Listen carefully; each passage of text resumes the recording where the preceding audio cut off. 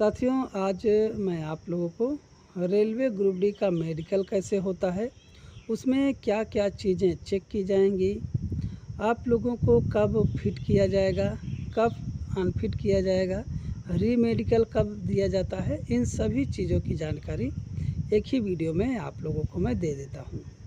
जैसा कि आप लोग रेलवे ग्रुप डी का फॉर्म अप्लाई किए हैं, तैयारी कर रहे हैं, कठिन मेहनत कर रहे हैं और आप एग्ज़ाम भी क्वालिफ़ाई करते हैं, रनिंग क्वालिफ़ाई करते हैं, डॉक्यूमेंट वेरिफिकेशन करते हैं और बाद में जब आपका मेडिकल होता है तो वहाँ पर अगर आपको कोई प्रॉब्लम हो जाती है, तो अगर आपको री मेडिकल मिलता है या फिर अनफिट कर दिया जाता है तो आप लोगों को बहुत ज़्यादा कष्ट होता है।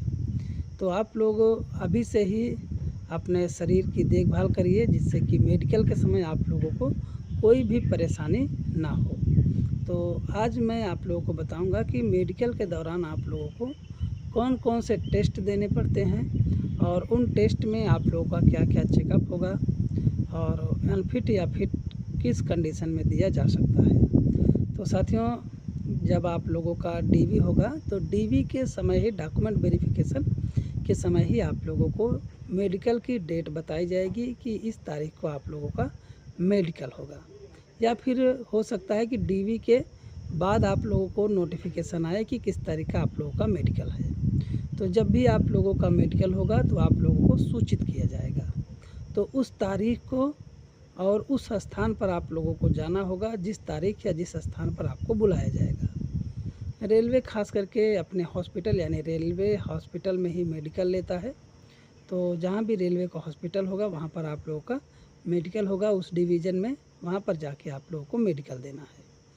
तो जब आप लोग मेडिकल देने के लिए जाइएगा तो वहाँ पर जो सबसे पहला टेस्ट आप लोगों का होगा वो होता है यूरिन टेस्ट, और यूरिन टेस्ट के बाद फिर आप लोगों का ब्लड टेस्ट होता है। यूरिन टेस्ट और ब्लड टेस्ट में अगर आप लोगों को कोई प्रॉब्लम होती है, कोई दिक्कत होती है, तो यहाँ पर भी आप लोगों को री मेडिकल या अनफिट करने की संभावना रहती है। जैसा कि मेरे साथ एक लड़का था, उसको यूरिन में प्रॉब्लम आई थी और उसका 2-3 बार चेकअप किया गया यूरिन का, फिर भी उसका सैंपल गलत आ रहा था। तो बाद में उसको री मेडिकल के लिए बुलाया गया था, फिर बाद में उसको अनफिट कर दिया गया। तो मेरे साथ में एक लड़का था जिसके साथ ऐसा हुआ था, तो वो बेचारा सेलेक्ट नहीं हो पाया। तो आप लोग खास करके ध्यान रखिए कि आप लोगों का बॉडी फिट हो। तो यूरिन और ब्लड टेस्ट होगा तो उस दौरान आप लोगों को कोई प्रॉब्लम नहीं आनी चाहिए। उसके बाद में फिर आप लोगों का चेस्ट एक्सरे करवाया जाता है। चेस्ट एक्सरे में आप लोगों का हड्डी वगैरह अंदर का चेस्ट का चेक किया जाता है, कहीं टूटा फूटा तो नहीं है। उसके बाद आप लोगों का फिर ईसीजी होगा। ईसीजी में हार्ट का चेकअप किया जाता है कि प्रॉपर हार्ट आपका वर्क कर रहा है कि नहीं कर रहा है। ये सब चीज़ें चेक करने के बाद फिर आप लोगों को कान के चेकअप के लिए बुलाया जाएगा। कान के चेकअप में पीछे साइड से जो ऑफिसर होंगे वो स्लो कुछ बोलेंगे, आप लोगों को रिवाइज करना है। अगर आप लोग करेक्ट रिवाइज कर देते हैं तो समझ जा जाता है कि आपको अच्छी तरह से सुनाई दे रहा है। फिर आपका दांत भी चेक, कहीं कहीं दांत चेकअप किया जाता है, मुंह चेक किया जाता है, कहीं पर नहीं चेक किया जाता। तो इसके बाद फिर आप लोगों का आँख का चेकअप होगा।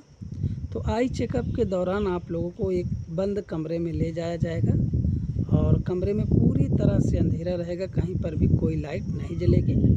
वहाँ पर आप लोगों को बैठाया जाएगा। फिर 6x9 आँख चेकअप के लिए आप लोगों को कुछ दूर टेबल रहेगा, उस पर बैठने के लिए बोला जाएगा। वहाँ पर बैठिएगा तो आपको एक बॉक्स में सी आकार का जो सिंबल होता है वो दिखाया जाता है और बोला जाता है कि इसका आप लोग बताइए कि मुंह किस तरफ खुला हुआ है। ऐसे सी रहता है तो जिस साइड में मुंह खुला रहेगा उस साइड में आप लोगों को बताना रहता है। उसको जल्दी जल्दी करके इसे ऐसे ही नीचे ऊपर ऐसा घुमाते रहते हैं। तो वो जल्दी जल्दी से घुमाएंगे तो आप लोग जल्दी में नहीं बताइएगा। आप लोग जब स्पष्ट हो जाए कि हाँ इसका मुंह किस साइड में खुला है तभी आप लोग बोलिएगा, क्योंकि जब आप जल्दी जल्दी बोलेंगे तो हो सकता है कि आप गलत बोल दें। आपको अच्छे से दिखाई दे रहा है लेकिन हो सकता है कि हड़बड़ी में आप लोग गलत बोल दें, तो वहाँ पर आप लोगों को अनफिट होने की संभावना बन जाती है। इसलिए आप लोग खास बात याद रखिएगा कि आप लोगों को जल्दीबाजी नहीं करना है। आप लोग आराम से बताइए, कोई जल्दीबाजी नहीं करिएगा।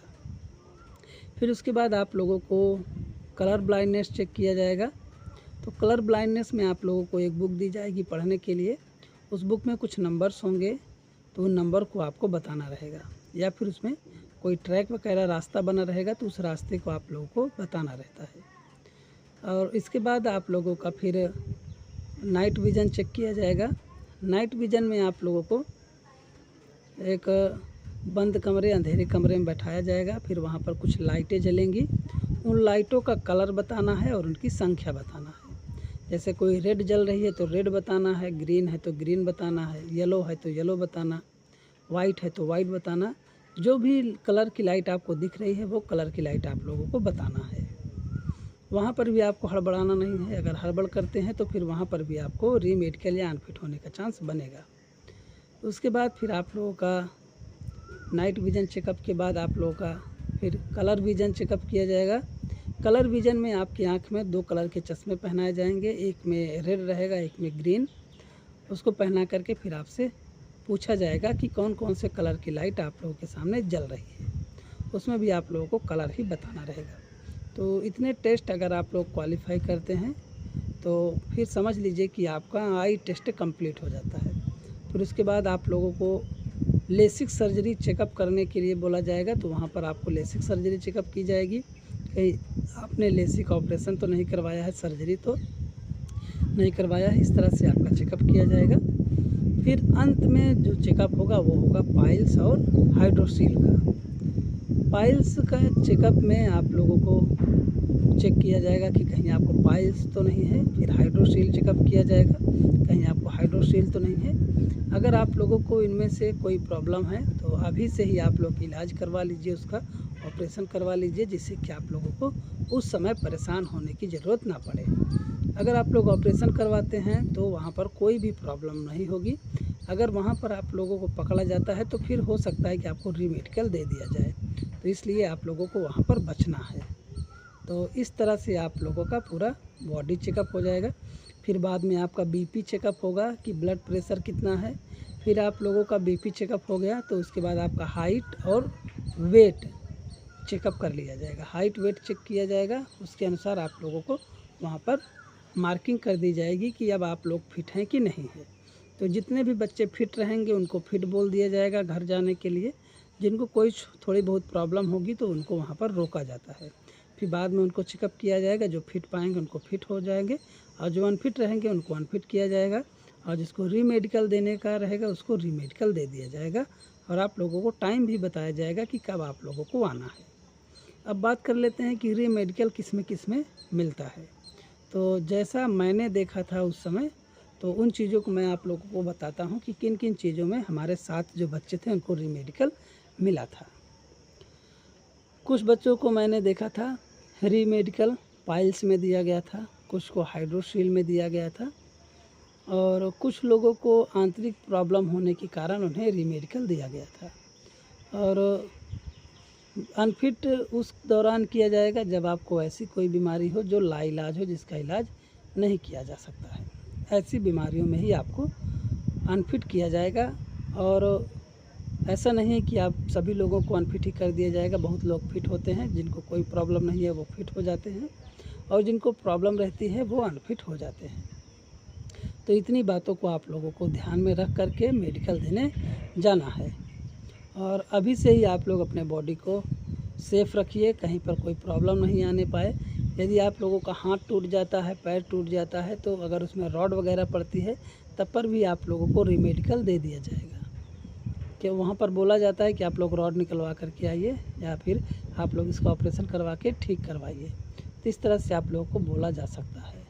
तो इन बातों को आप लोगों को ध्यान में रखना है, और ऐसी छोटी छोटी बातों को अगर ध्यान में रखेंगे तो आप लोगों को आगे चल कर के कोई प्रॉब्लम नहीं होने वाली है। और अगर आप लोगों को ये वीडियो अच्छा लगा हो तो चैनल को सब्सक्राइब करिएगा। इसी तरह की जानकारी मैं आप लोगों को पल पल देता रहूँगा। धन्यवाद।